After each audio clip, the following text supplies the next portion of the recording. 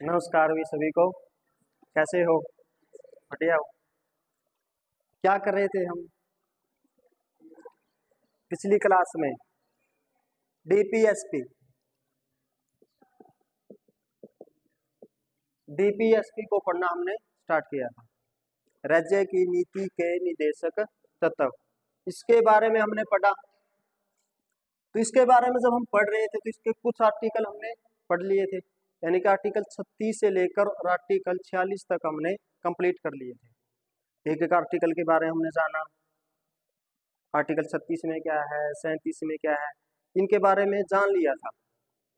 तो और ये डीपीएसपी जो रखे गए हमारे संविधान में, क्यों रखे गए, इसके पीछे रीजन क्या थे, उसके बारे में हमने क्या कर लिया था, जान लिया था। अब जो आगे हम स्टार्ट करेंगे आर्टिकल 47 से, आज कंप्लीट कर देते हैं इसको, दोबारा रिवाइज भी करवा देंगे एक बार लास्ट में क्या कुछ था इसमें। आर्टिकल 47 ये क्या है, ये किससे संबंधित है? ये आपको एक तो बताता है, यानी कि आपका जो पोषण होगा, पोषण का जो स्तर होगा, सरकार उसके ऊपर काम करेगी, पोषण के स्तर को ऊंचा उठाएगी, पोषण के स्तर को ऊंचा। एक तो इसमें काम करेगी, और क्या हो सके, आपकी जो लोगों का स्वास्थ्य में क्या किया जाए, सुधार किया जाए, इसके लिए राज्य क्या करेगा, काम करेगा। यानी कि पोषण के स्तर को ऊंचा उठाना, लोक स्वास्थ्य को सुधार करना, और जितने भी नशीले पदार्थ हैं,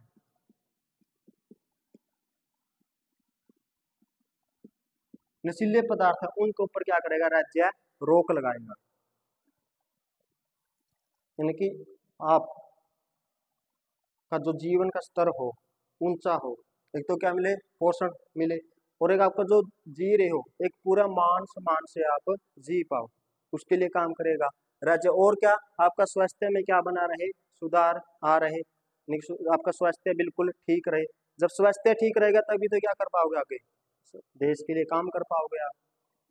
और स्वास्थ्य ठीक रहने के लिए क्या करना पड़ेगा, नशीले पदार्थ हैं या जो अशुद्धियां हैं ऐसी है जो क्या करती है, आपके स्वास्थ्य को हानि पहुंचाती है, उसके ऊपर क्या लगाएगा राज्य, प्रतिबंध लगाता है। तो आपने देखा होगा हरियाणा में एक बार क्या की गई थी, शराबबंदी, लेकिन ऐसा हुआ नहीं। शराबबंदी अच्छी प्रकार से चल नहीं पाई। क्या था ये, हरियाणा में बंशीलाल की सरकार थी, तो उसने वादा किया था चुनावों में, 96 की ये बात है, 1996 की, वादा ये किया था भी जब मेरी सरकार आ जाएगी, महिलाओं को वोट लेने के लिए भी क्या कर दूंगा, मैं शराबबंदी कर दूंगा प्रदेश में। क्योंकि हरियाणा में क्या है, जो लोग शराब पीते हैं फिर घर जाके क्या करते हैं, अपनी जो वाइफ उनको कूटते हैं। आपने देखा होगा ये गाँव में बड़ा मामला चलता है, शराब पिए गए और फिर स्त्रियों को मारते, तो बड़ी दयनीय स्थिति है एक तरह से देखे जाए तो बंसीलाल ने सोचा, अच्छा व्यक्तित्व था बंसीलाल, पहले 75 से 77 में इंदिरा गांधी का खास हुआ करता, यानी कि उस समय रक्षा मंत्री थे संजय गांधी के साथ। जब देखा होगा इंदिरा गांधी ने जो इमरजेंसी में इतने गलत तरीके से काम किया, एक तरह से मीसा लाकर, तो बंसीलाल ने तो यहाँ तक कह दिया था, आप ऐसा करो भी संविधान में संशोधन कर दो, और ऐसा संशोधन कर दो भी जब तक आप जियोगे तब तक आप ही प्रधानमंत्री रहोगे, यानी कि विश्वास पात्र था। तो ऐसी ऐसी बातें भी गई, 4 बार हरियाणा के क्या रहे हैं, मुख्यमंत्री भी रहे हैं। तो इसने क्या कर दी, देखो राज्य क्या करेगा, काम करेगा, नशीले पदार्थों को क्या करेगा, प्रतिबंध लगाएगा। तो बंसीलाल ने भी किया, शराबबंदी की 96 में, 1996 में, लेकिन ये चल नहीं पाई। 21 माह तक तो ये रहा प्रतिबंध, लेकिन इसमें शराब की तस्करी बहुत ज्यादा फैल गई। अब अपने पापा से या दादा से जाके पूछना शराब कैसे मिलती थी, बहुत ज्यादा कीमतें बढ़ गई थी, शराबों की तस्करी क्या हो गई थी, स्टार्ट हो गई थी बहुत। शराब के लिए, शराब कौन छोड़ना, मतलब जो पीता है तो उसके लिए तो बड़ी दिक्कतें थी। अच्छा अभी कोरोना फैला था, जब उसमें ठेके बंद हो गए थे तभी बड़ी दिक्कत आई थी। तो ये जो पीता है तो उसके लिए तो क्या है, ये एक अमृत के समान ही है जो पीता है। तो ऐसा उसने कर तो दिया, लेकिन एक कारण चलो ये तो था ही, तस्करी स्टार्ट हुई, साथ में सरकार को भी क्या हुई, हानि उठानी पड़ी आर्थिक रूप से। क्योंकि शराब से क्या होता है, फायदा बहुत होता है आर्थिक रूप से। लगभग उसमें देखा जाए तो 1300 करोड़ रुपए की क्या हो गई थी हानि। सरकारी जो आंकड़ा बताता है इन 21 माहों में, 21 महीनों में 1300 करोड़ रुपए की हानि उठानी पड़ी थी। यानी कि देखो, नैतिकता के आधार पर तो कहते रहते हैं कि शराब बंद होनी चाहिए, लेकिन जब व्यवहार में देखे तो एक ये पैसा से संबंधित बहुत कुछ है इसमें, यानी कि आर्थिक रूप से ये जुड़ा हुआ है। शराब का देखो, ठेके जब भी छूटते हैं तो बड़े बड़े बहुत सारी कीमतें लगती हैं इनकी ठेके छूटने के लिए, तो क्या है वो पैसे की कमी आ गई, तो बड़ी परेशानी हुई। लेकिन बाद में क्या कर दी गई, दोबारा से ये बहाल कर दी गई, क्योंकि हरियाणा में तो मिल नहीं रही थी, तो हरियाणा के लगते जो पंजाब में चले गए, राजस्थान में चले, वहां से शराब लेके आए और हरियाणा में क्या कर रहे हैं, ऊंची ऊंची कीमतों पर बेच रहे हैं, और भी भयानक समस्याएं पैदा हो गई। तो दोबारा से शराबबंदी को हटा दिया। और अभी भी देखते हो, कई बार आप देखते हो भी शराब से बिहार में मर गए हैं, जैसे चला हुआ है। और एक शराब नीति का तो मामला बड़ा चला हुआ है, सारे आम आदमी पार्टी अंदर है शराब नीति का घोटाला को लेकर। आपने देखा होगा, चाहे मुख्यमंत्री रहे हो अरविंद केजरीवाल, चाहे पूर्व ये उप मुख्यमंत्री थे मनीष सिसोदिया, तो सारे क्या है, अंदर है। तो बड़ी खतरनाक चीज है ये शराब। ठीक है, शराब ने गर्भवतों को उजाड़ दी है। आपने देखा होगा शराब क्या एक बुरी चीज ही तो है, जो इसका बहुत ज्यादा इसकी ललक लग जाती है तो बहुत ज्यादा परिवार को परेशानियां उठानी भी पड़ती है, तो बड़ी दिक्कतें। काम करेगा लेकिन ऐसा हो नहीं पाता है। आप भी देखते हो भी औषधियाँ या कोई भी दवाई है ऐसी ना बन जाए जिससे कि क्या हो जाए, आम जनता के स्वास्थ्य को हानि हो। इसको रोकने के लिए, इसके ऊपर प्रतिबंध लगाने के लिए कौन काम करेगा, राज्य है। किसमें, आर्टिकल में, आर्टिकल 47। ठीक है, आगे समझ, यानी किसको रोकता है ये, एक तो आपको क्या बढ़ाता है ये, पोषण का स्तर कौन सा करेगा, जीवन के स्तर कौन सा करेगा, स्वास्थ्य में सुधार करेगा, और जितने भी नशीले पदार्थ हैं उनको क्या करेगा, राज्य प्रतिबंध लगाए ताकि आपका स्वास्थ्य अच्छा बना रहे। ये है आपका आर्टिकल 48। इसमें रखा गया है एक तो आप कृषि व पशुपालन, कृषि व पशुपालन के ऊपर काम करेगा, यानी कि जो नए नए वैज्ञानिक रूप से व आधुनिक रूप से,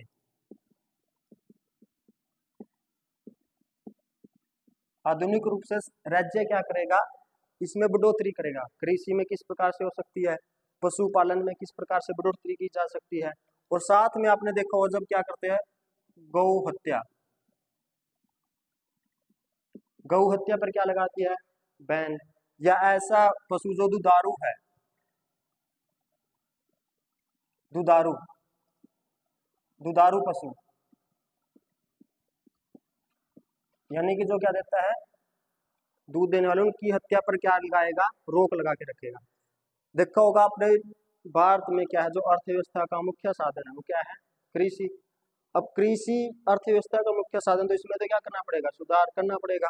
तो इसमें सुधार के लिए वैज्ञानिक तरीके और कैसे, आधुनिक। आपने देखो कृषि में देखो कितनी बढ़ोतरी हो गई है, अब जो फसल निकलती है वो बहुत ज्यादा निकलती है, और जो काम करने के तरीके हैं वो भी बदल गए। पहले इंसान यानी कि मानव ज्यादा काम करता था, अब कौन आ गया है, मशीनें। अब देखो अब कणक का सीजन आ रहा है, गेहूं काटने का, जो पहले क्या करते हैं, हाथों से कटाई की जाती थी, लेकिन अब कंबाइन आ गई है, अब काम क्या हो रहा है, जल्दी हो गया है। और कृषि की पैदावार भी क्या हुई है, बहुत ज्यादा बढ़ गई है। अब देखते हो धान, हरियाणा पंजाब में तो एक एक एकड़ में भी कितनी निकल जाती है, 100 मन से ऊपर निकल जाती है, इतनी ज्यादा है धान। और गेहूं की भी अच्छी है, 60-60 मन गेहूं भी निकल जाती है।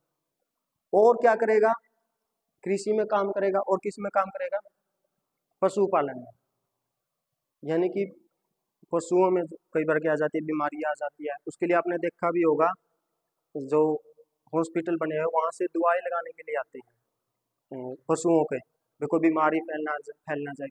जैसे पिछली बार गाँव में आ गई थी, गायें थी जो, उनमें बहुत ज्यादा आ गई थी, राजस्थान में तो बहुत ज्यादा आ गई थी। तो उसको रोकने के लिए क्या करेगा, प्रयास करेगा कौन, राज्य। ठीक है, यानी कि और दुधारू पशुओं के ऊपर जो वध कर दिया जाता है उसके ऊपर क्या लगाएगा, प्रतिषेध, यानी कि उसके ऊपर क्या लगाएगा, प्रतिबंध लगाएगा। अब देखते हो भी हो गए, पहले गाँव को जो ये देखते हैं अभी काट देते हैं गाँव को, तो इसके लिए फिर क्या करते हैं, आंदोलन भी चलाए जाते हैं। तो इसके तहत ही, ठीक है ना। कृषि व पशुपालन को क्या करेगा, वैज्ञानिक व आधुनिक रूप से राज्य को बढ़ोतरी करेगा, ठीक है। क्योंकि हमारा देश किसके ऊपर ज्यादा डिपेंड है, कृषि के ऊपर और पशुपालन के ऊपर। अर्थव्यवस्था के मुख्य साधन हमारे यही है। हमारे अभी भी इतना औद्योगिक विकास नहीं हुआ है, जैसे यूरोप या पश्चिमी जो देश है वहां पर हो गया है, अभी हुआ नहीं है, धीरे धीरे हो रहा है, ठीक है। और इसमें बाद में एक और ऐड कर दिया गया 48A 42वां संविधान संशोधन 1976 में क्या ऐड कर दिया गया, यानी कि पर्यावरण का संरक्षण व संवर्धन तथा वन व वन्य जीवों का क्या करेगा, संरक्षण क्या करेगा। 48A में क्या जोड़ दिया गया, 42वां संविधानिक संशोधन 1976 में। अच्छा ये जो लिख लिया करो, ये बाद में जो ऐड हुए वो कब जोड़े गए हैं, कई बार तो यही पूछ लिया जाता है, क्वेश्चन ऐसा ही आता है, ये पूछ लेंगे 48A कब जोड़ दिया गया, कौन सा संविधानिक संशोधन के तहत जोड़ा गया, या पूछ लेंगे इसमें क्या लिख दिया गया। फिर क्या है, तो क्या है, पर्यावरण का संरक्षण, राज्य का क्या करेगा, क्या कर्तव्य होगा राज्य का, संरक्षण करे, यानी कि बचा के रखे पर्यावरण को, और उसका संवर्धन यानी कि और भी बढ़ाने, यानी कि पेड़ पौधे लगा देगा। जैसे आपने देखा होगा IPL का मैच है, IPL में एक BCCI ने एक सोच बना रखी है, WPL में थी वो, तो क्या थी, अगर कोई भी गेंद खाली चली जाती है, जितनी भी गेंद खाली होगी तो उसको एक गेंद खाली गई तो एक पेड़ लगाएंगे। तो कहीं ना कहीं वो क्या है, प्रयास है पर्यावरण को बचाने का। तो राज्य भी कहीं ना कहीं काम कर रहा है किसको बढ़ाने के लिए, पर्यावरण को बचाने के लिए। पर्यावरण को जो प्रदूषित हो रहा है, इतना ज्यादा प्रदूषित हो गया है, इसको बचाने के लिए काम करेगा। और साथ में वन क्या करते हैं, अभी उद्योग धंधे लगा सोचते हैं भी लगा देंगे पूंजीपति, तो लगेंगे तो क्या करने पड़ेंगे, वन तो काटने पड़ेंगे। तो वन कट गए तो फिर क्या हो गया, प्रकृति के लिए फिर मुश्किल होगी। आपने देखा होगा फिर प्राकृतिक आपदाएं भी आती हैं, तो ये बड़े दिखते हैं। वन को बचाएगा, फिर उनमें रहने वाले वन्य जीव, यानी कि जो वनों में जीव रहते हैं, तो उनको बचाने के लिए भी कौन कार्य करता है, राज्य। यानी कि किस में लिखा गया है, DPSP में। 48A में कब जोड़ दिया गया, 42वां संवैधानिक संशोधन 1976। क्वेश्चन आएगा तो यहाँ से पूछा जाएगा 48A क्या है, इंपॉर्टेंट आर्टिकल है, इसमें क्या है पर्यावरण, क्योंकि ये मुद्दा बड़ा चलता है, ये पर्यावरण का, वन व वन्य जीवों का।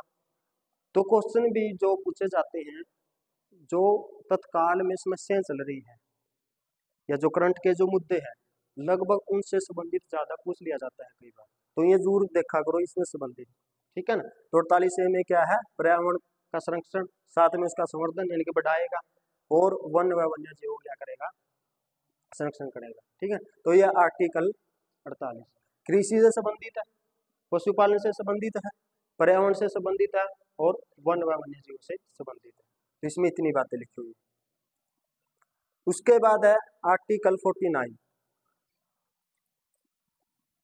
इसमें क्या करेगा राज्य, यानी कि जो राष्ट्रीय हित के या राष्ट्रीय महत्व के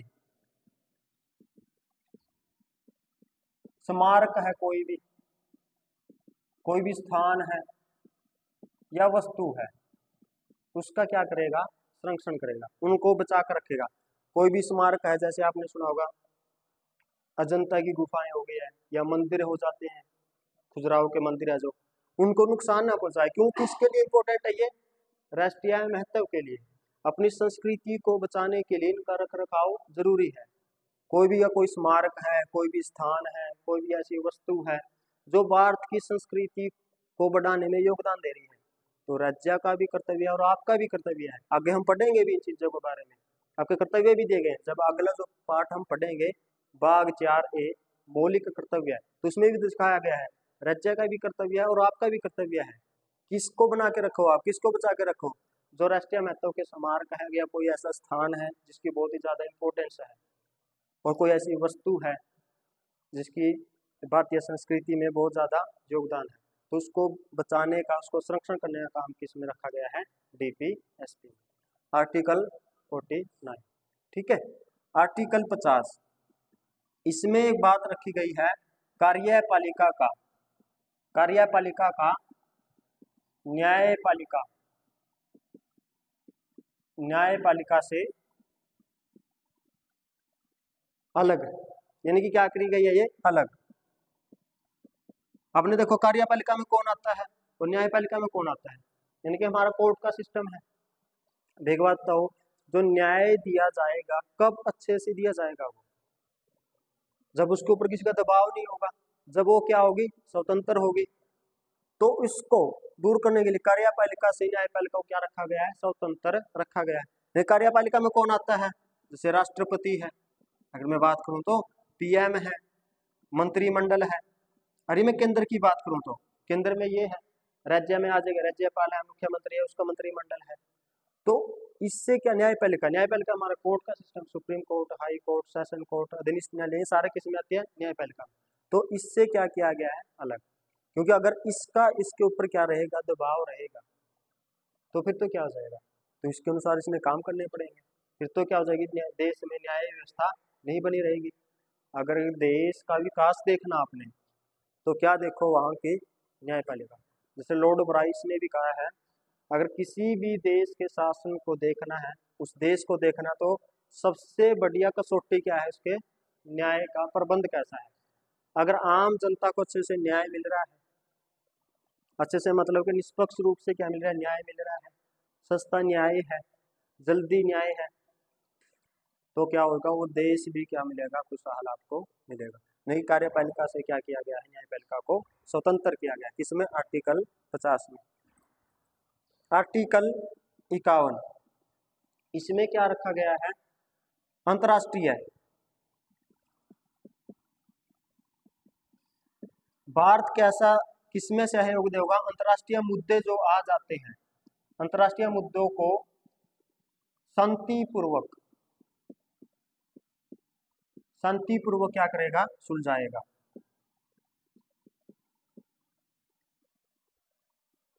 आपने देखो, वो भारत की जो विदेश नीति रहती है, वो कैसी रहती है, अगर कोई भी मामला आ जाता है इंटरनेशनल रिलेशन पर, तो उसका मामला क्या रहता है, विदेश नीति क्या रहती है, युद्ध के द्वारा उसको हल किया जाए या शांतिपूर्ण तरीके से हल किया जाए, शांतिपूर्ण तरीके से। हमेशा भारत का यही पक्ष रहता है भी हम क्या करेंगे, अंतर्राष्ट्रीय मुद्दों को शांतिपूर्वक सुलझाएंगे। कहाँ रखा गया है, आर्टिकल 51, इंपोर्टेंट आर्टिकल है, पूछ लिए जाते हैं कई बार। तो आपने देखा भी होगा, जो विदेश नीति में अगले अलग से हम यूनिट जब कराएंगे, तो विदेश नीति भी पढ़नी है हमने, फॉरेन पॉलिसी या इंटरनेशनल रिलेशन भी पढ़ने हैं। तो उसमें आपने सुना होगा नाम गुटनिरपेक्षता का, एक नीति है भारत की गुटनिरपेक्षता की। और एक जो आपने देखा होगा पंचशील का समझौता, पंचशील समझौता चाइना के साथ। तो ये किसको अपनाते हैं, यानी कि व्यवहार में लिख तो दिया है, लेकिन हम इसका व्यवहार में ही प्रयोग कर रहे हैं। राज्य जो भारत राज्य क्या कर रहा है, व्यवहार में ही प्रयोग कर रहे हैं। यानी गुटनिरपेक्षता, गुटनिरपेक्षता क्या थी, जब शीत युद्ध चल रहा था, तो वहां पर क्या था, दो विचारधाराएं चल रही थी, पूंजीवाद और समाजवाद, साम्यवाद की, यूएसएसआर और यूएससी, उनके बीच में। तो हमने कौन सा रास्ता अपनाया था, गुटनिरपेक्षता, यानी कि हम किसी भी गुट में जाने की बजाय हम तो क्या करेंगे, अपनी स्वतंत्र विदेश नीति को अपनाएंगे। और आज भी देखते हो, जो मामला हमारा रहता है विदेश नीति में, लगभग यही रहता है। जैसे रूस और यूक्रेन के मामले में हमने किसी का ही पक्ष नहीं लिया, इजराइल और हमास का जो चल रहा है, उसमें हमने कोई ज़्यादा से किसी का पक्ष नहीं लिया। तो क्यों क्यों हम क्या चाहते हैं, शांतिपूर्वक जो भी समस्या आएंगी उनको सुलझाने का प्रयास करते हैं। पंचशील का समझौता चाइना के साथ जो किया गया था, उसमें कहा गया था शांतिपूर्ण स्थायित्व होगा, हम युद्ध नहीं करेंगे, एक दूसरे की जो स्वतंत्रता है उनका मान सम्मान करेंगे।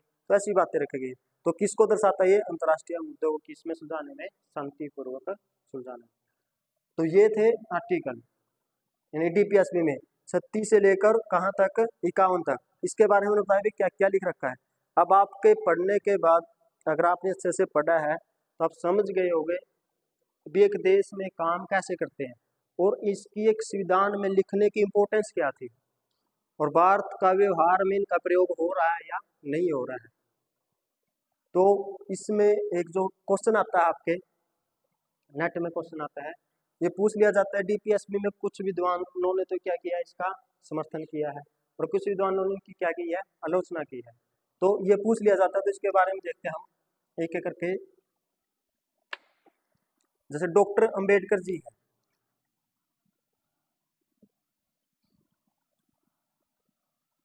आर्टिकल क्या पता ना पूछे, यहाँ से क्वेश्चन आने की ज्यादा उम्मीद है। पढ़ा तो मैंने सारा दिया आपको। अब जो नेट्स में क्वेश्चन कई बार यहाँ से ज्यादा पूछ लेते हैं, लाइन लिख देंगे और बता देंगे भी ये डीपीएसपी के बारे में किसने कहा है, ऐसे क्वेश्चन ज्यादा आते हैं। अंबेडकर जी ने क्या कहा है इसके बारे में? ये जो डीपीएसपी है वो क्या है? सामाजिक व आर्थिक घोषणा पत्र है। अंबेडकर जी ने क्या कहा भी जो डीपीएसपी है एक भारत देश में किसकी स्थापना करते हैं? सामाजिक और आर्थिक लोकतंत्र की।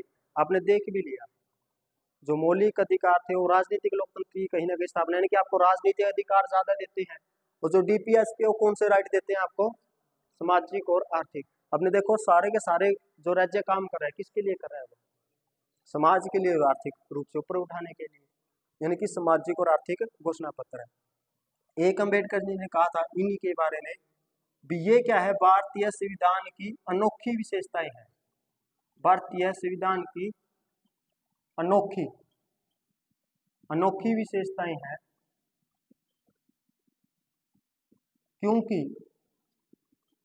क्योंकि ये एक कल्याणकारी राज्य है। कल्याणकारी राज्य की स्थापना में क्या देते हैं? सहयोग। इसका रखने का मकसद क्या था? ये संविधान में रखे क्यों गए थे? किसकी स्थापना के लिए? कल्याणकारी। और कल्याण कर रहा है या नहीं कर रहा है? अब आप ये तो जिसने अच्छे से पढ़ लिया उसको पता चल जाएगा राज्य देखो कितने काम करता है आम जनता के लिए, सारे के सारे। तो राज्य कैसा है? कल्याणकारी, यानी कि अनोखी विशेषताएं हैं। क्योंकि जब इसमें विवाद चलता है मौलिक अधिकारों में, डीपीएसपी में भी, कोई कहता है मौलिक अधिकार ज्यादा इंपॉर्टेंट है, कोई कहता है डीपीएसपी ज्यादा है, तो अम्बेडकर जी कह रही है अनोखी विशेषताएं हैं, और साथ में क्या करती है? जो कल्याणकारी राज्य की स्थापना में सहयोग देती है।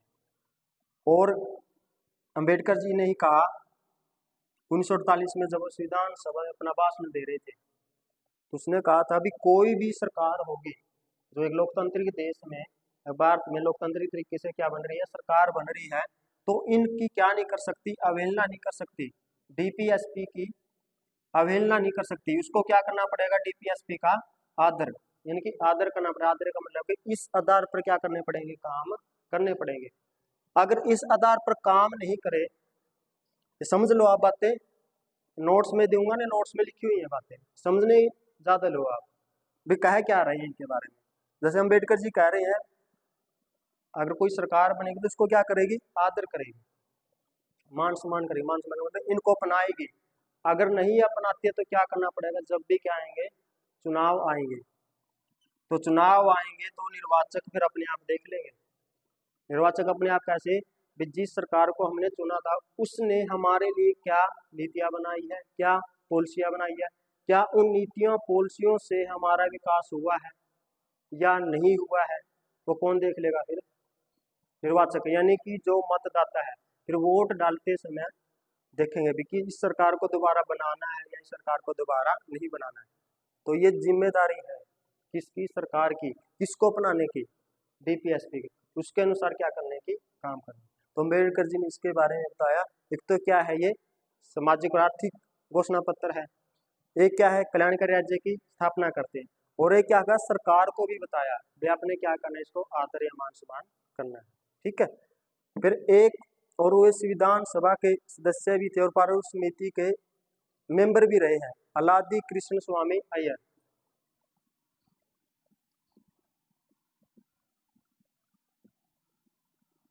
कृष्ण स्वामी अय्यर, इसने कहा कोई भी लोकप्रिय मंत्रिमंडल, देखो ये शब्द देखने आपने, और तो बात तो सारी एक सी लिखेंगे, यानी कि जो लोकप्रिय मंत्रिमंडल है वो भाग 4 का उल्लंघन करने का साहस नहीं करेगा। उल्लंघन करने का साहस नहीं कर सकता। क्यों नहीं कर सकता? लोकप्रिय मंत्रिमंडल होता है जो जनता द्वारा चुने हुआ है, लेकिन जनता चुन के भेजती है सरकार को, फिर वहां से मंत्रिमंडल बनाए जाते हैं, मंत्री बनते हैं। तो बाघ चार का मतलब डीपीएसपी उसका उल्लंघन करने का साहस नहीं करेगा, क्योंकि देखो ये सारी की सारी बातें जो लिखी गई है डीपीएस में किसके लिए लिखी गई है? आम जनता के लिए, आम जनता की भलाई के लिए। अगर उसी का उसने क्या कर दिया, उल्लंघन कर दिया, तो फिर वोट कैसे लेगा वहां पे, आगे फिर सरकार कैसे बनेगी? तो जैसे 2024 का इलेक्शन है, अब आप देखना भी सरकार ने हमारे लिए कितने अच्छी पॉलिसी बनाई है, जिससे हमारा क्या हुआ है, विकास हुआ है या नहीं हुआ है। लेकिन दिक्कत अभी भी ये भारत में थोड़ी चलती है, धर्म जाति के आधार पर ज़्यादा चलता है अभी भी, क्योंकि जो भारत के नागरिकों को मानसिकता लगा लो चाहिए एक प्रकार से, तो अभी भी इसमें ही अटकी हुई है, धर्म में, जाति में, इसमें ज़्यादा अटके हुए हैं, इसके आधार पर ज़्यादा वोट डालते हैं। जब भारत की जनता भी इनको अच्छे से पढ़ लेगी, संविधान को अच्छे से जान लेगी, तभी तो क्या कर पाएगी, वो सरकार को जान पाएगी। भारत की जनता नहीं जान पाती अपने अधिकारों के बारे में, तो इसी वजह से जो सरकारें होती हैं वो क्या कर लेती हैं, शोषण करती हैं। अगर जिस दिन आम जनता जागरूक होगी तो सरकार के बस की बात नहीं रहेगी, भी आम जनता क्या कर लेगी, शोषण। तो थोड़ी ये दिक्कतें रहती है, लेकिन आप पढ़ोगे लिखोगे, शिक्षा से संबंधित आपका जब काम हो जाएगा, विकास होगा, तभी तो आप मांग पढ़ पाओगे। इसी प्रकार से अलादी कृष्ण स्वामी अय्यर कहते हैं, लोकप्रिय मंत्रिमंडल है जो बाघ चार का उल्लंघन करने का कोई भी साहस नहीं करेगा। ठीक है, फिर हमारे डॉक्टर राजेंद्र प्रसाद जो हमारे क्या रहे, जो संविधान सभा के स्थायी अध्यक्ष भी थे और जो भारत के स्वतंत्र भारत के पहले राष्ट्रपति भी बने। तो उसने भी कहा भी जो डीपीएसपी है वो क्या करते हैं, जनता के कल्याण के लिए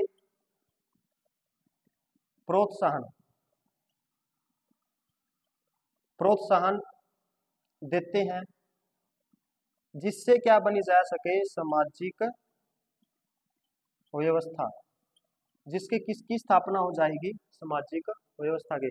लेकिन राजेंद्र प्रसाद कहते हैं जो डीपीएसपी है वो जनता के कल्याण को क्या देते हैं, प्रोत्साहन देते हैं। इनसे सरकार जब ये पढ़ लेती है, इनके अनुसार काम करती है, तो जनता क्या हो रहा है, कल्याण हो रहा है, उनका प्रोत्साहन बढ़ेगा सरकार के लिए। और ये कैसी स्थापना हो जाएगी, सामाजिक व्यवस्था बनी रहेगी।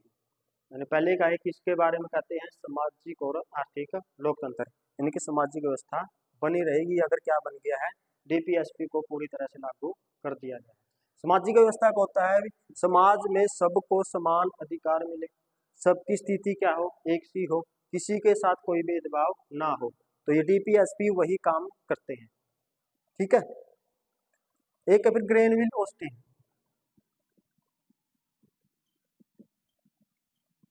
ये इतिहासकार रहे हैं, इनको पद्मश्री भी दिया गया था भारत में। तो इसने कहा ये जो डीपीएसपी है वो क्या है, मूल संविधान या संविधान की क्या है, आत्मा है। इसने दोनों के बारे में कहा है, बाघ 3 और बाघ 4, यानी कि मौलिक अधिकार और डीपीएसपी क्या है, मूल संविधान की आत्मा, यानी संविधान की क्या है, ये आत्मा है। और साथ में सामाजिक क्रांति के वाहक है, यानी कि अगर क्रांति भी होगी तो किससे होगी, इन्हीं से। जब इनको क्या कर लेगी, जान लेगी कौन, आम जनता। आम जनता की अगर समझ में आ गई भी हमारे मौलिक अधिकार क्या है, और ये समझ में आ गया कि सरकार बाघ 4 के अनुसार काम कर रही है या नहीं कर रही है, तो तभी तो क्या कर लेगी, तभी तो सामाजिक क्रांति कर सकते हैं, तभी तो हम अधिकारों के बारे में जान पाएंगे, तभी तो हम सरकार का विरोध कर पाएंगे, अगर हमने इन दोनों बातों की क्या है अच्छे से जानकारी। तो ग्रेनविल ऑस्टिन क्या कहता है, ये संविधान की क्या है, आत्मा है और सामाजिक क्रांति के वाहक है। और पहले मैं एक बार बता चुका हूँ, न्यायमूर्ति हुए हैं, न्यायमूर्ति MC छागला, इसने कहा है अगर डीपीएसपी को क्या कर दिया जाए, लागू कर दिया जाए, तो पृथ्वी पर ही क्या बन जाएगा, स्वर्ग बन जाएगा, स्वर्ग जैसी क्या आ जाएगी, स्थिति आ जाएगी। स्वर्ग का सुना तो होगा, देखा तो नहीं है, चलो स्वर्ग में सुना होगा तो कैसी अच्छी सी बातें सुनी होगी, सुनी है नहीं सुनी है? तो सुनी है तो डीपीएसपी के बारे में कौन कह रहा है? न्यायमूर्ति एमसी छागला ये कह रहे हैं कि क्या हो, अगर डीपीएसपी को पूरी तरह से लागू कर दिया जाए तो क्या बन जाएगा, पृथ्वी पर ही स्वर्ग। देखो इसमें बातें बहुत अच्छी अच्छी लिखी गई है, सारी जनता के बारे में लिखी हुई है, लेकिन ऐसा होता नहीं है। बहुत सारी व्यवहार में इनका बहुत कम ही क्या किया जाता है, प्रयोग किया जाता है। ठीक है, ये यहाँ से क्वेश्चन आ सकता है, क्या आइवर जेनिंग्स, जेनिंग्स इसने कहा ये जो डीपीएसपी है, ये जो डीपीएसपी है किसकी स्थापना करते हैं? ये फेबियन वादी समाजवाद की। ये हमने अलग से भी पढ़ना है थ्योरी में, समाजवाद की थ्योरी होती क्या है? फेबियनवादी, फेबियनवादी यानी कि लोकतांत्रिक समाजवाद, यानी कि समाजवाद का मतलब होगा परिवर्तन तो हो रहा है। एक तो आपने देखा होगा कार्ल मार्क्स के विचार, वो तो क्या करना चाहता है? क्रांति के माध्यम से परिवर्तन करना चाहता है। फेबियन समाजवाद क्या चाहता है? परिवर्तन हो लेकिन शांतिपूर्ण तरीके से परिवर्तन हो, समाज का सुधार तो हो, उत्पादन के साधनों पर सबका नियंत्रण तो हो, लेकिन क्रांति के द्वारा नहीं। कैसे? शांतिपूर्ण तरीके से। तो आइवर जेनिंग्स कहते हैं डीपीएसपी किसकी स्थापना करते हैं? फेबियनवादी समाजवाद की। ठीक है, तो ये क्या रहे हैं? समर्थक रहे हैं, चाहे डॉक्टर अंबेडकर जी रहे हो, उसने बताया, अलादी कृष्ण स्वामी अय्यर जी रहे हो, हमारे पहले राष्ट्रपति जी माननीय डॉक्टर राजेंद्र प्रसाद जी रहे हो, ग्रेनविल ऑस्टिन, यानी कि ग्रेनविल ऑस्टिन ने तो क्या लिख रखा है? भारत के संविधान के ऊपर बहुत ज्यादा लिख रखे हैं। बुक भी इसकी था Indian constitution cornerstone of a nation, यानी कि जो भारत का संविधान है, एक आधारशिला कैसे ही खड़ी करता है, उसके बारे में आइवर जेनिंग्स ने भी लिख रखा है। इनके बारे में ज्यादा पूछ लिया जाएगा, ग्रेनविल ऑस्टिन और जेनिंग्स। तो फिर कुछ साथ के साथ क्या चलते हैं, आलोचना करने वाले तो साथ के साथ रहेंगे। तो इसकी भी क्या की गई? आलोचना। एक आपने सुना होगा केटी शाह,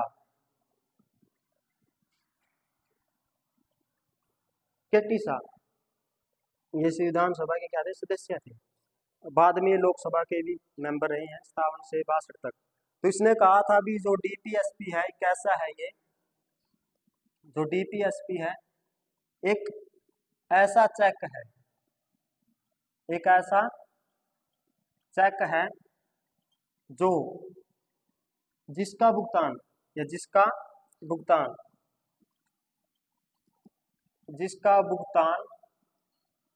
बैंक की इच्छा पर निर्भर है, बैंक की इच्छा पर निर्भर है।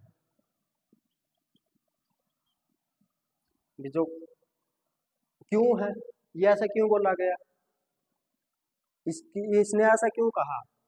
ये तो एक ऐसा चेक है जो बैंक की इच्छा पर निर्भर है, बैंक उसका भुगतान करेगा या नहीं करेगा। क्यों?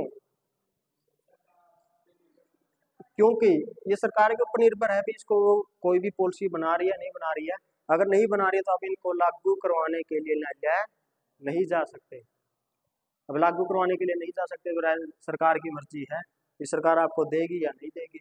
अब जिसका मन करे वो दे देगी, नहीं तो आप बैठे हो आराम से। तो अभी भी देखते हो गए, हमारे 75 साल हो गए आजाद हुए, आज भी हम गरीबी में, भूखमरी में, भ्रष्टाचार में बहुत ज्यादा दिखते हैं।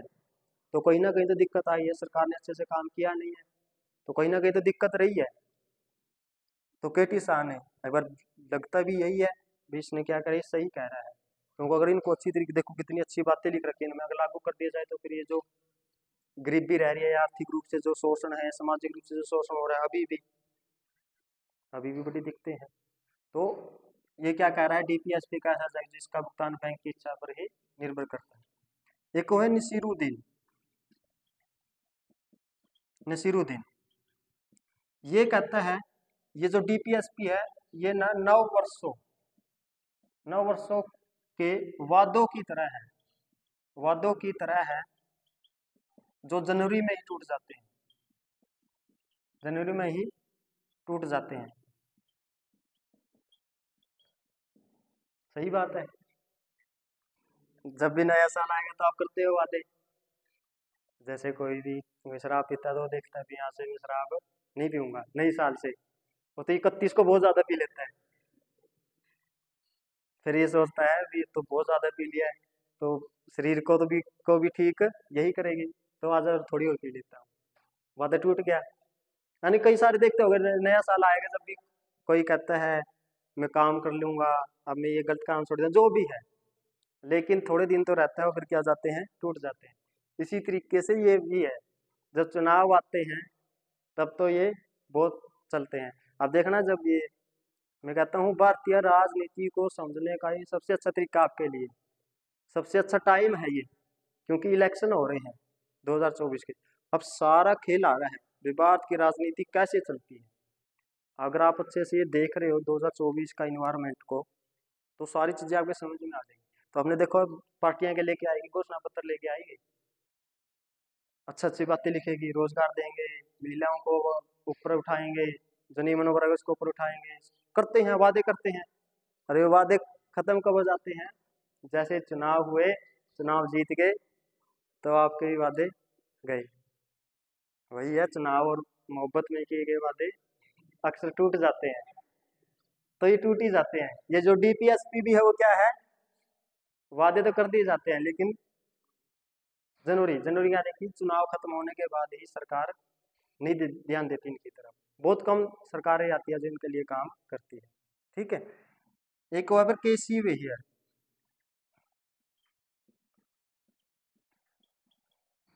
ये कहा ये एक तरह से धार्मिक उपदेश है। ये क्या है, धार्मिक उपदेश। सुनने में तो बड़े अच्छे लगते हैं। कभी गए हो सुनने के लिए धर्म, किसी मंदिर में गए हो, गुरुद्वारा में गए हो, या कहीं पर गए हो, वहां पर जो उपदेश दिए जाते हैं, जो भी वहाँ के बोलने वाले होते हैं वक्ता, तो कितने अच्छे लगते हैं, बहुत अच्छे हैं। बस ये लगता है अब तो भगवान मिल ही जाएगा, कुछ देर तो यही रहता है। ये भी ऐसे ही है, सुनने में तो बड़े अच्छे लगते हैं, अच्छे तो लग रहे हैं जब मैंने पढ़ा है, तो और कोई कमी है। और व्यवहार में कितने के लागू हो पाते हैं। यानी कि धार्मिक उपदेश भी यही है कि आप जो सुनते हो बातें, बहुत अच्छी अच्छी बातें सुनाई जाती है, लेकिन जब आप देखते हो कई बार तो जो उपदेश दे रहा है उसी में गड़बड़ी होती है। हरियाणा में तो बल्कि ज्यादा ही रहा है, अगर मैं नाम ले लूंगा तो बुरा मान जाएगा। ठीक है, तो क्या है, कैसी हुई है, ये क्या कहता है, ये तो एक तरह से किसकी तरह है, धार्मिक उपदेश है। धार्मिक उपदेश है जो सुनने में तो बड़े अच्छे लगते हैं, देखने में भी अच्छे लग रहे हैं, पढ़ने में भी अच्छे हैं, लेकिन जब व्यवहार में आते हैं तो इसके ऊपर काम नहीं किया जाता। ये सिर्फ उपदेश ही बन के रह जाते हैं, हवा हवाई बन के ही रह जाते हैं। ये धर्म का मामला ही ऐसा ही है, धर्म का मामला ऐसे, डीपीएसपी का ही मामला ही ऐसा है। तो ये थे डीपीएसपी को क्या करने वाले, आलोचना करने वाले। देखो हमने इसमें पढ़ा डीपीएसपी के बारे में कि कहाँ से ये लिए गए, कहाँ से आर्टिकल कहाँ से कहाँ तक है, एक एक आर्टिकल को हमने पढ़ा। आर्टिकल याद रहे कोई बात नहीं, लेकिन इसमें जो बातें बताई गई है वो जरूर याद रखनी है आपने, वे किस उद्देश्य के लिए रखे गए थे, क्या इनका महत्व था। एक ये याद रखना है भी, किस डीपीएसपी के बारे में किस विद्वान ने क्या कहा है, यहाँ से क्वेश्चन आ सकता है। एक तो एक जो क्वेश्चन आता है फिर, मौलिक अधिकार और डीपीएसपी में विरोध चलता है, भी कौन सा इम्पोर्टेंट है, कौन सा इम्पोर्टेंट नहीं है। अब हम जब मौलिक अधिकार कर रहे थे, जब आपने अच्छे से सुना होगा तो आपके समझ में आ गई होगी ये, कि जैसे सरकार क्या चाहती है, हमेशा डीपीएसपी को लागू करना, और बीच में कौन आ जाते हैं, मौलिक अधिकार। अब मैंने ये बता रखा आपको शुरू से ही लेके, जब चंपकम दोई राजन का केस आया था, अब जिसने ये सुन लिया होगा अच्छे से चंपकम दोई राजन का, उसको पता होगा भी क्या केस था ये। तो चंपकम दोई राजन क्या था, शिक्षा में जो उसको राइट मिल रहा था वो नहीं दिया जा रहा था, किसके द्वारा, सरकार के द्वारा। क्योंकि सरकार क्या कह रही थी, भाई हम तो आर्टिकल 37 का और आर्टिकल 46 का क्या कर रहे हैं प्रयोग। अब आपको पता होना चाहिए आर्टिकल 37 में क्या है और आर्टिकल 46 में क्या है। आर्टिकल 37 में क्या, भी कोई भी सरकार जब कानून बनाएगी तो क्या करेगी, डीपीएसपी को ध्यान में रखते हुए बनाएगी। और 46 में क्या था, सरकार क्या करेगी, SC ST व अन्य दुर्लभ वर्ग को शिक्षा और अर्थ में क्या देगी, सहायता देगी। तो इसके लिए काम करिए। और चंपकम दोहराइजेशन किसको लेकर आ रही है, मौलिक अधिकारों को। तो इसमें कह दिया गया था सुप्रीम कोर्ट ने, भी ऐसा आप नहीं कर सकते, मौलिक अधिकार ज्यादा इंपॉर्टेंट है। क्वेश्चन कैसे आता है, हमें समझाने का मतलब ये है, आपसे वाद दे दिया जाएगा या कोई भी संशोधन दे दिया जाएगा, भाई इस संशोधन में क्या कहा गया, इस संशोधन में पूछ लिया भी मौलिक अधिकार ज्यादा इंपॉर्टेंट है या राज्य के नीति के नीति निर्देशक तत्व ज्यादा इंपॉर्टेंट है। तो आपने बताना होगा, जिसने अच्छे से पढ़ा होगा तो बता देगा। तो इसमें क्या कहा सुप्रीम कोर्ट ने, अगर मैं लिख भी दूं तो चंपकम दोहराई राजन, दो ही राजन का जो केस था, इसमें कौन इंपॉर्टेंट है, इसमें कौन इंपॉर्टेंट है, मौलिक अधिकार है या डीपीएसपी, सुप्रीम कोर्ट ने मौलिक अधिकार। लेकिन सरकार ने क्या कर दिया, इस फैसले को पलटने के लिए पहला संवैधानिक संशोधन कर दिया, आपने देखा होगा, और आर्टिकल 15(4) जोड़ दिया गया, यानी कि संरक्षण दिया जा सकता है, आरक्षण दिया जा सकता है। तो ये पूछेंगे या ये पूछ लिया जाएगा चंपकम दोहरायोजन के बाद कौन सा संशोधन किया गया, पहला।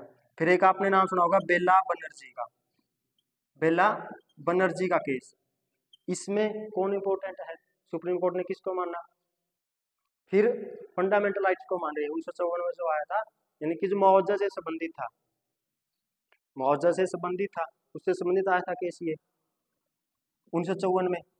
तो फिर सुप्रीम कोर्ट के फैसले को बदलने के लिए सरकार ने क्या किया था, संशोधन करना पड़ा, यानी कि डीपीएसपी को लागू करने के लिए। और कौन सा, चौथा संवैधानिक संशोधन। और उसमें क्या कह दिया गया था, जो मुआवजा की राशि है वो सरकार निर्धारित करेगी किसको कितनी देनी, ठीक है। फिर एक आर्टिकल ये संशोधन हुआ था 25वां, जब कौन आ गया था, इंदिरा गांधी, 1971 में। इसमें क्या कहा गया था, 39B और 39C, ये ज्यादा इंपॉर्टेंट है किसकी बजाय, मौलिक अधिकारों को। यानी कहने मतलब जब ये लागू होंगे, सरकार इनके ऊपर काम करेगी, तो मौलिक अधिकार पीछे हट जाएंगे, यानी गौण हो जाएंगे। लेकिन इस फैसले को पलट दिया, एक तो केशवानंद भारती में कह दिया, क्या कह दिया, केशवानंद भारती मामले में जब फैसला सुनाया जा रहा था, तो जो मौलिक अधिकार है और जो डीपीएसपी है, दोनों ही एक दूसरे के पूरक है। और इसको और अच्छे तरीके से लागू करने के लिए मिनर्वा मिल्स मामला 1980 में, क्योंकि एक संशोधन और कर दिया था इंदिरा गांधी ने, जब ये चल रहा था, इमरजेंसी चल रही थी, 42वां संवैधानिक संशोधन कर दिया था। और इसमें क्या कर दिया था, 31C जोड़ दिया गया था।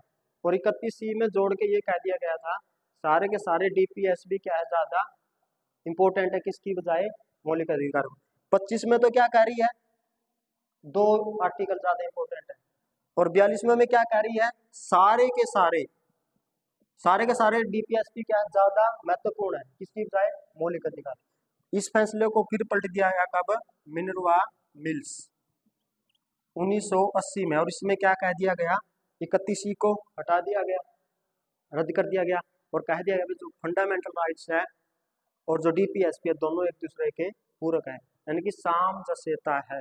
और वो जो सामंजस्यता है वो क्या है, बेसिक स्ट्रक्चर है, इसको आप चेंज नहीं कर पाओगे। लेकिन फिर भी आप देखते हो सरकार का जो काम रहता है, डीपीएसपी को ज्यादा इंपॉर्टेंस देती है किसकी बजाय, मौलिक अधिकार। तो ये थे डीपीएसपी, इनके संबंधित वाद, यहाँ से क्वेश्चन जुड़ आएगा, जो वाद हुए हैं यहाँ से क्वेश्चन पूछ लिए जाते हैं कई बार। और ये मैं वाद आपको मौलिक अधिकारों में अच्छे से करवा चुका हूँ। तो एक बार रिवाइज कर लेते हैं, 36 में क्या है, आर्टिकल 36 में डीपीएसपी क्या है, भाग 4 आर्टिकल 36 से 51। रिवाइज कर लेते हैं भी इसमें क्या क्या लिखा हुआ है। 5 मिनट लगेगी, जब आपको सारे पढ़ लेंगे ना तो आपको भी 5 मिनट लगेगी किसको याद करने में, डीपीएसपी को, अगर आपने अच्छे से समझ लिया है। तो क्या है, राज्य की परिभाषा,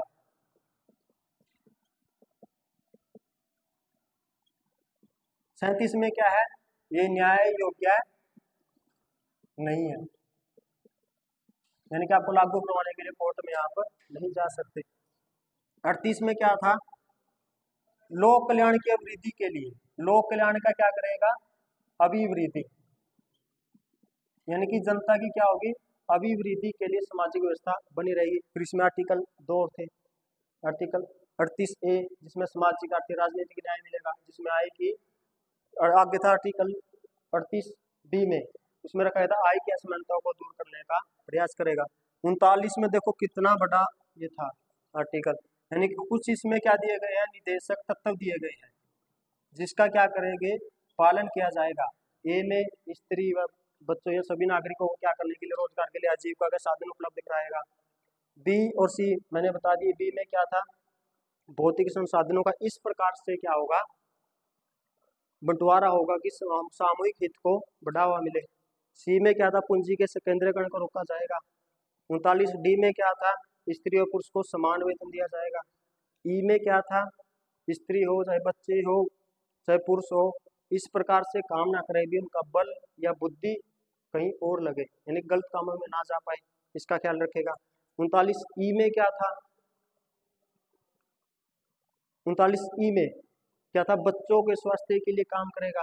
और बाद में तो जोड़ा गया 39A, ये कैपिटल में था, इसमें था इंपॉर्टेंट आर्टिकल है ये, इसमें क्या था, निःशुल्क विधिक सहायता, निःशुल्क न्याय व विधिक सहायता।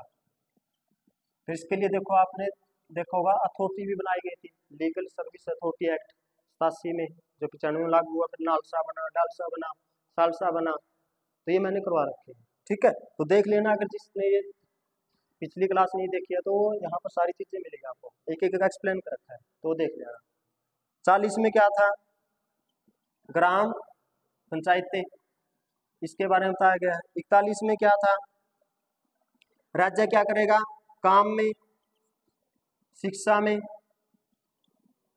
और लोक कल्याण हो सके इसके लिए कुछ सहायता देगा, जैसे मनरेगा दे दिया, यहाँ पर स्कॉलरशिप दे दी, यहाँ पर क्या दे दी, पेंशन दे दी। आर्टिकल 42 में क्या था, काम करने का जो स्थान होगा वो क्या हो, न्याय संगठन की उचित हो, और आपका जो मानसिक रूप है वो भी सही बना रहे, मानसिक स्थिति आपकी सही रहे। और साथ में महिलाओं को क्या दे दी गई, प्रस्तुति सहायता, यानी कि जब वो प्रेग्नेंट है या बच्चे की डिलीवरी के समय को क्या दी जाती है, छुट्टी प्रदान कर दी जाती है। 43 में क्या था, ज्यादा ये करता है कुटीर उद्योगों के बारे में, फिर इसमें आर्टिकल जोड़े गए थे। एक तो जो क्या करता है, श्रमिकों की भागीदारी बढ़ाता है प्रबंधन में, और जो 43B था वो क्या करता है, सहकारी समितियों के बारे में। और ये जो सबसे विवादित रहता है, चुनाव का मुख्य मुद्दा रहता है बीजेपी का, यूसीसी, यूनिफॉर्म सिविल कोड, समान नागरिक संहिता। 45 में है बच्चों के लिए शैशवा अवस्था में काम करेगा जीवन 6 वर्ष के लिए, और जब ये 6 से 14 वर्ष क्या करेगा, फिर शिक्षा देगा। 86वां संवैधानिक संशोधन 2002 में कर दिया गया था। ठीक है ना। और क्या था 46 में SC ST व अन्य दुर्लभ वर्ग के लिए क्या करेगा, जैसे शिक्षा में और एक अर्थ में, यानी कि आर्थिक रूप से क्या देगा, सहायता देगा। 47 में क्या था, आपका एक तो पोषण में सुधार करेगा, जीवन के स्तर को क्या करेगा, ऊंचा उठाएगा, और क्या करेगा, आपका स्वास्थ्य अच्छा बना रहे, इसके लिए काम करेगा। 48 में क्या था, कृषि व पशुपालन से संबंधित था। 49 में क्या था, जो राष्ट्रीय महत्व के क्या है, स्मारक है, कोई स्थान है या वस्तु है, उसका क्या करेगा, संरक्षण। 50 में कार्यपालिका का न्यायपालिका से अलग, यानी कि अलग अलग होंगे। और 51 में क्या था, अंतरराष्ट्रीय जो समझौते होंगे या जो विवाद आ गया उसको क्या करेगा, शांतिपूर्ण सुलझाएगा। इतना ही बनेगा, ये नोट्स भी आपका एक ही पेज का बनेगा। अगर आपने अच्छे से पढ़ लिया है, कोशिश क्या करो जो पढ़ा जा रहा है उसके नोट्स बनाओ आप, और नोट्स बनाने के बाद जैसे टॉपिक कंप्लीट हो गया तो एक बार मेरे को दिखाया भी करो जरूर। आप मैं 11-20 पे फ्री हो जाता हूँ मैं, तो स्टाफ रूम में मैं आपको मिलूंगा। जैसे नोट्स बना लिया, पढ़ने का देखो यही तरीका है, अगर आपने पेपर पास करना है तो मेहनत तो देखो करनी पड़ेगी। खुद के नोट्स अच्छे से पढ़ लिया, देख ली चीज़ें, समझ ली, उसके फिर क्या करो, आप नोट्स बनाओ। नोट्स बना के एक बार मेरे को दिखा भी दोगे कैसे बनाए जा रहे हैं। और नोट्स ऐसे बनाओगे पेपर के टाइम में रिवाइज करते हुए आपको कोई दिक्कत ना आए। अगर इसी के आपने 20-30 पेजों के बना लिए, एक टॉपिक के 20-30 पेज लेके चल रहे आप नोट्स के, वो नोट सही नहीं है, फिर रिवीजन कैसे कर लोगे इतना बड़ा। हाँ लिख लो एक बार सारी चीजें, लेकिन मैन इंपॉर्टेंट चीजें आपके 1 या 2 पेज पे बन जाने चाहिए। और ये सारी चीजें जब आप ये देखो एक बार में, तो आपकी सारी चीजें याद आ जानी चाहिए। ये नहीं भी हर बात को लिखोगे आप, फिर क्या होगी दिक्कत, फिर ये लगेगा भाई आपकी तैयारी में कहीं ना कहीं दिक्कत है। ठीक है, तो इसमें से किसी को कुछ पूछना तो पूछो, बाकी करेंगे कल।